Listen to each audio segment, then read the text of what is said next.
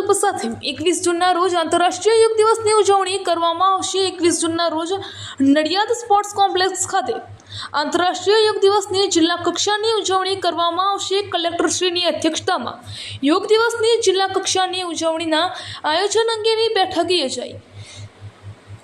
સ્વયં અને સમાજ માટે યોગ સંકલ્પ સાથે ભારત સહિત સમગ્ર વિશ્વમાં 21 જૂનના રોજ આંતરરાષ્ટ્રીય યોગ દિવસની ઉજવણી કરવામાં આવશે। ત્યારે ખેડા જિલ્લામાં સ્પોર્ટ્સ કોમ્પ્લેક્સ મરીડા ભાગોળ નડિયાદ ખાતે સવારે 7 કલાકથી જિલ્લા કક્ષાનો યોગ દિવસ ઉજવણી કાર્યક્રમ કરવામાં આવશે।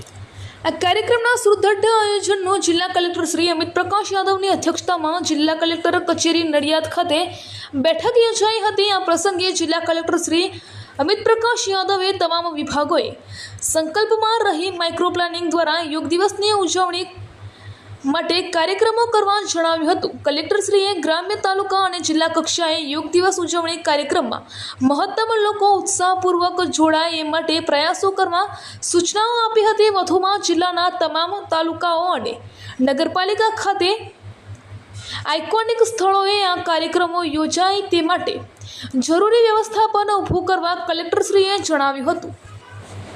નોંધનીય છે કે આંતરરાષ્ટ્રીય યોગ દિવસની ઉજવણી અંતર્ગત તારીખ 14 થી 21 જૂન સુધી ગ્રામ પંચાયત, તાલુકા પંચાયત, જિલ્લા પંચાયત, નગરપાલિકા, સ્કૂલ, કોલેજ, ITI, જેલ સહિત જાહેર સ્થળોએ યોગ સપ્તાહ ઉજવણીના કાર્યક્રમો યોજાશે।